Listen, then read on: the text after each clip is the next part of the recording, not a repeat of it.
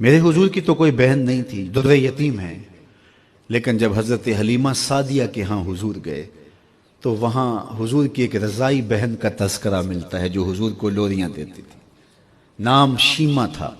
تو شام کے وقت جب خواتین کھانا پکانے میں مصروف ہونے لگتی تو بہنیں ویر اٹھا کر کے باہر لے جاتی۔ ہر بہن کا خیال یہ ہوتا کہ میرے ویر سے سونا زمانے میں کوئی نہیں۔ کہتے ہیں خوبصورتی دیکھنے والے کی آنکھ میں ہوتی ہے، جس کے ویر کا رنگ سونا ہوتا تو وہ کہتی رنگ نہیں تو کچھ بھی نہیں ہے، اور جس کے نقوش تیکھے ہوتے تو وہ کہتی کہ رنگ کا کیا ہے، حسن تو نقوش میں ہوتا ہے۔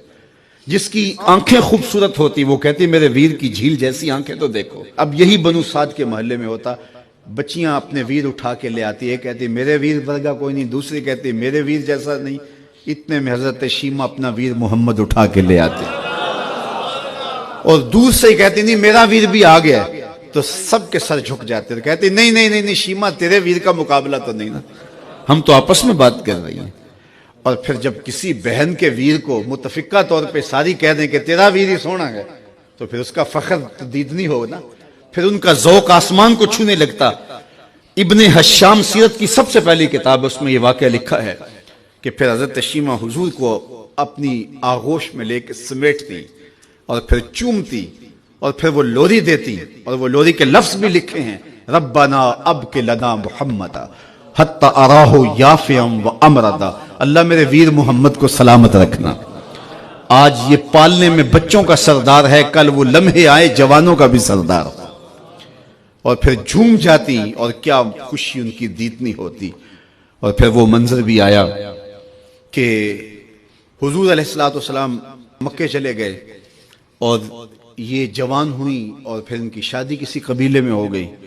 آقا کریم نے اعلان نبوت کیا، 13 سال کا وقت کٹا اور پھر حضور مدینہ شریف چلے گئے۔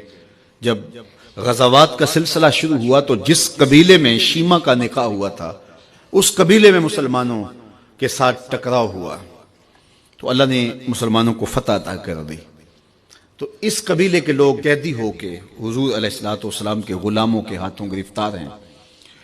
تو یہ اپنے قیدیوں کو چھڑانے کے لیے قبیلے کے سردار ایک ایک گھر سے فدیے کے لیے رقم جمع کر رہے ہیں۔ چلتے چلتے شیمہ کے گھر بھی پہنچے جو کہ ایک عمر کا حصہ گزار چکی تھی، اور جا کے کہا کہ اتنا حصہ آپ کا بھی آتا ہے۔ کہا کس لیے؟ کہا وہ جو لڑائی ہوئی ہے اتنے ہمارے بندے گرفتار ہو گئے ہیں تو ان کو چھڑانا ہے۔ تو چلتے چلتے باتوں میں کسی کے لبوں پہ حضور کا نام آ گیا۔